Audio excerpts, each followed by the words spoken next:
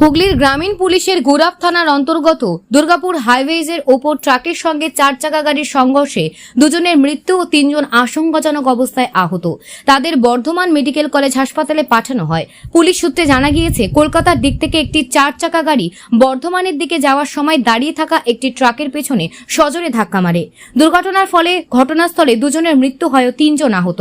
ঘটনাটির পর স্থানীয় ও গুরাব থানা পুলিশের কর্মীরা উদ্ধার করেন গাড়ি থেকে সকলকে। প্রশাসন সূত্রে খবর, তারা কলকাতার বেহালার বাসিন্দা। মৃত ব্যক্তিরা হলেন বছর 51 সুমিত কুমার জানা ও বছর 65 ইরা মান্না।